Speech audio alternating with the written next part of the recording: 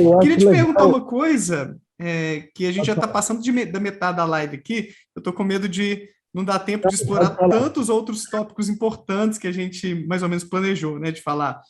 Como é que se escolhem as pessoas para participarem da maçonaria? Quais critérios existem aí? Tem que ter muito dinheiro ou não tem? O pessoal lá no meu Instagram brincou com isso, né? Só gente rica que é escolhida para maçonaria. Ou gente que não é muito rica entra aí também. Não, E também, assim, fala um pouquinho da iniciação, né? Dos rituais. Parece que tem muito mistério em torno disso aí. Se tem bode que é sacrificado ou não. Fala um pouquinho aí para nós. falo sim. Bom, deixa eu falar primeiro a parte do. Tem dois tipos de maçonaria. Tem a maçonaria simbólica, que é essa que é iniciado, que tem os seus graus, e tem a maçonaria filosófica, que é o grau 33, que vai aos 33, que é o maçom, é grau 33. É outra maçonaria paralela, que você precisa fazer parte dessa simbólica, que a grande maioria faz, para depois você escolher estudar e fazer, precisa ter mais tempo e dinheiro para fazer essas duas maçonarias. E você acaba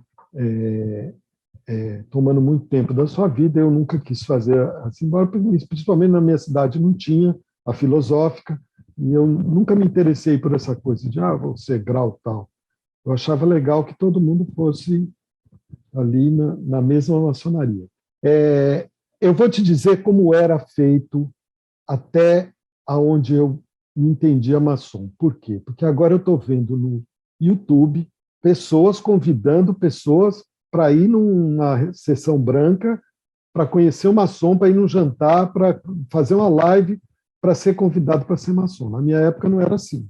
Na minha época, você era escolhido sem saber por um maçom. Você não sabia que alguém estava te observando. Seu nome era indicado em loja por um maçom, era discutido, perguntado se alguém tinha alguma coisa contra. Mas veja bem, Daniel, não é ele pisou no meu pé na fila do banco, ele me fechou na rua. Isso não é suficiente, entendeu? Se você tem alguma coisa contra alguém para entrar na maçonaria, tem que ser uma coisa grave. Porque se você está chamando alguém para melhorar, para se tornar uma pessoa melhor, se ele tiver defeitos, melhor, porque você vai ajudá-lo a se tornar uma pessoa melhor. Então não é assim, tem que ser uma coisa séria e grave. Se não tiver, ele é observado por mais um ano.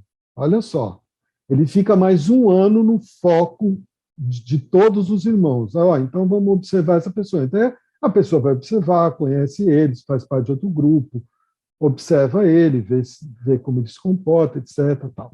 Depois de um ano, se ninguém tem nada contra, só aí ele é perguntado se ele teria vontade de entrar na maçonaria. Entendeu? Tem toda uma Nunca, observação prévia para nunca, pré-selecionar. nunca Entendi. uma pessoa que fala assim, tô doido para ser maçom, quero ser maçom, eu quero maçom, não, me põe na...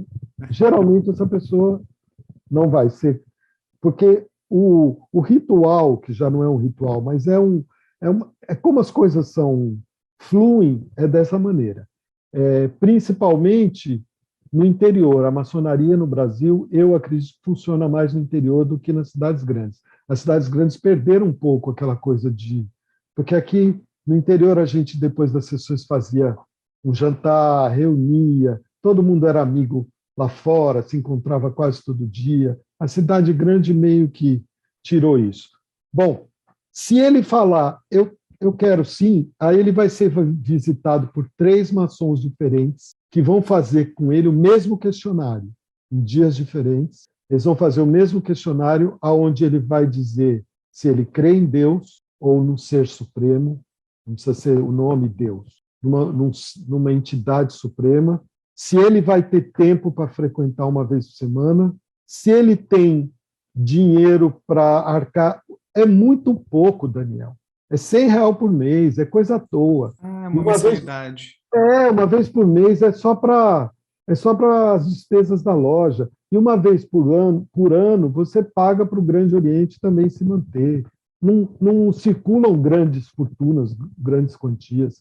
No interior, quando as pessoas têm pouco poder aquisitivo, as lojas têm pessoas com pouco simples. Numa cidade grande, uma cidade rica, onde tem pessoas ricas, tem pessoas simples e pessoas com mais dinheiro, mas todos pagam igual, entendeu? Entendi. Isso é Paulo, mas uma talvez essa imagem de que tem só gente rica na maçonaria seja por um mito ou não, né? Me conta aí. De que os maçons estão ali em parte para se ajudarem financeiramente, para um ajudar o outro no negócio dele, como se fosse ali um esquema de vamos aqui fazer o bem casado, sabe? Eu sou veterinário aqui, você tem uma padaria ali, vamos fazer um esquema para a gente enriquecer junto. Não tem isso, não? Isso é mito, então? é mito. Isso É é mito. mito. Na verdade, são amigos, e como toda irmandade, eu conheço outros locais onde tem muito mais esse sentimento, o espírito de corpo, do que a maçonaria. Se eu for um péssimo veterinário, não é por isso que os maçons vão vir a mim. Eu também nunca fiz questão, vem, porque, na verdade, há muitos anos eu sou o melhor veterinário da cidade, sou o pior também, porque eu sou o único, só tenho eu aqui há mais de 22 Cidade é anos. pequena, hein, mano?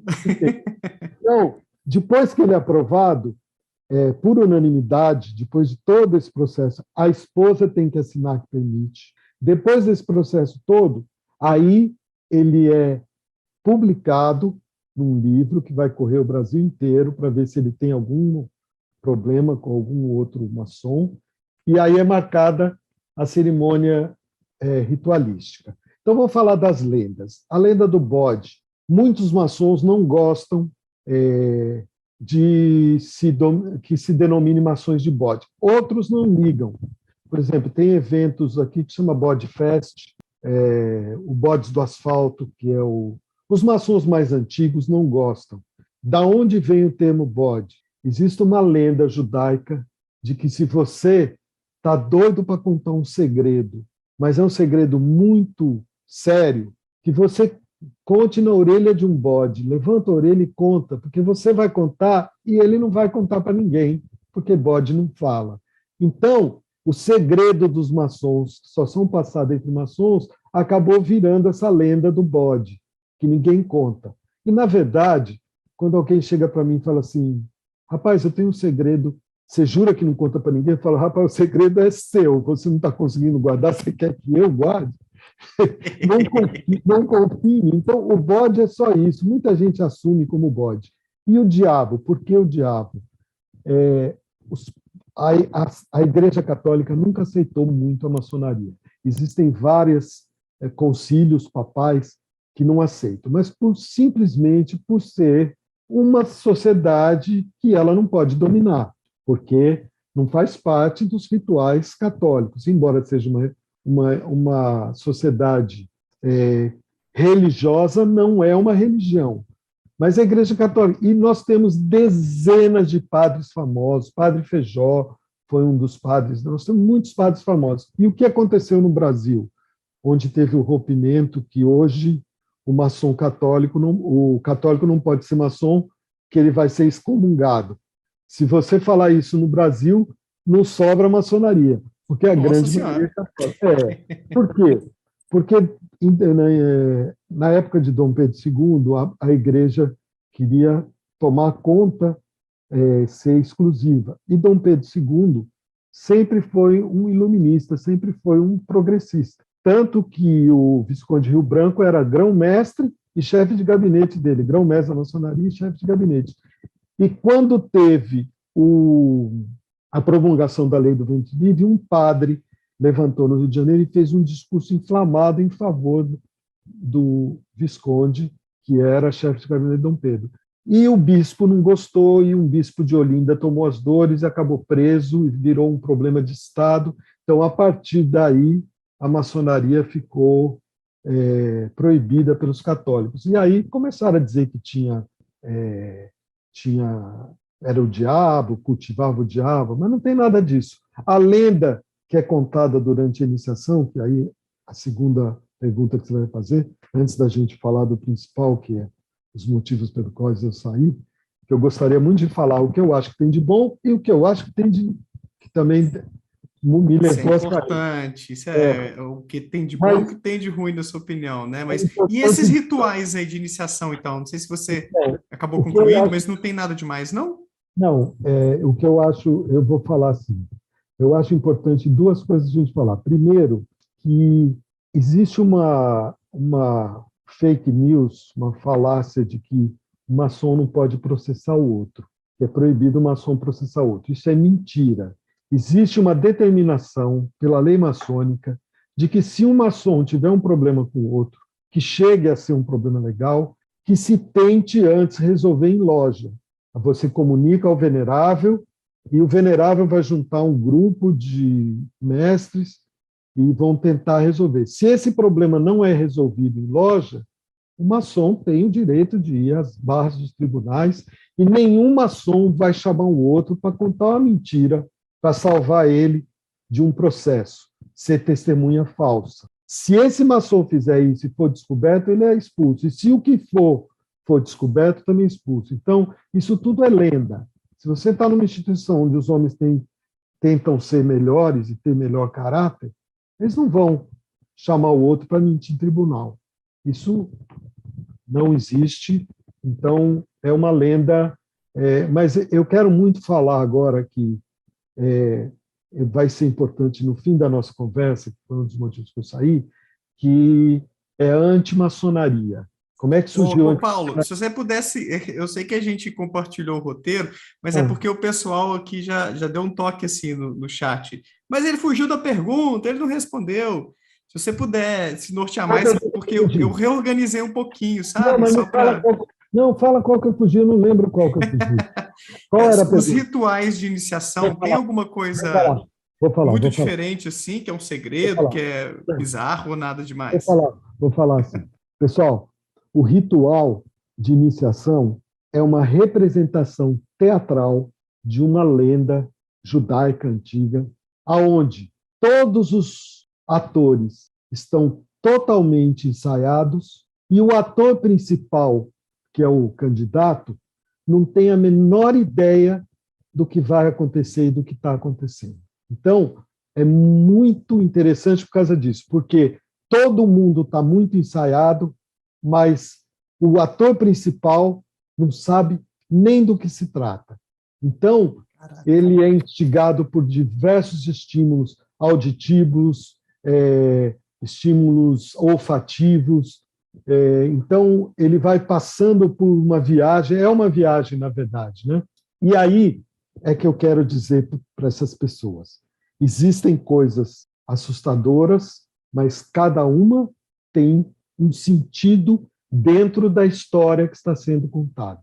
Em momento nenhum, qualquer pessoa que está, eu fui em dezenas, centenas de iniciações, em momento nenhum, ninguém achou que aquilo ali era agressivo, embora muitas vezes é impressionante. Mas como é uma história que está sendo contada, como um filme que você assiste, que você vê o cara derrubar um helicóptero com uma bazuca, você não vai, morreu todo mundo.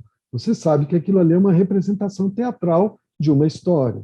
Então, existe isso. E aí é que eu entro. Por que, que as pessoas têm essa curiosidade de saber os sinais, toques e palavras? Os maçons se reconhecem por sinais, toques e palavras. Se você não passou por esse ritual, Daniel, não quer dizer nada. O sinal é só um gesto. Ele só tem algum significado se você passou pela iniciação. E aí, depois de um ano, quando você vai galgar o cargo de companheiro, você vai receber outros sinais e outra iniciação também teatral de mais 1h30, 2 horas, onde você vai aprender o outro sinal. É longo, hein? Depois de um ano para você ser mestre, mais uma representação de 1h30 para você ser mestre. E depois, para você ser mestre instalado ou se tornar venerável, você vai passar por outra, todas interligadas, mas diferentes entre si. Então, aí eu pergunto para você, do que adianta a pessoa saber o sinal? Tanto faz. Por quê? Porque eu quero ir numa loja maçônica para descobrir o segredo da maçonaria. Tá. Você, para ir numa loja maçônica, você tem primeiro já estar paramentado. Onde é que você vai arrumar o paramento? Quando chegar lá, você tem que mostrar o documento para o orador, você não tem o documento. Vamos dizer que você já sabe as palavras. Mas vamos dizer que você tem o paramento do seu irmão, você pegou e entrou lá. Quando você entrar na loja, você vai ser examinado na frente de todo mundo. Você vai ter que saber um monte de coisa e responder um monte de pergunta e não pode errar. Certo. Depois disso, você vai ficar 1 hora e meia numa sessão onde você vai ter que saber tudo o que fazer na hora certa. Para quê?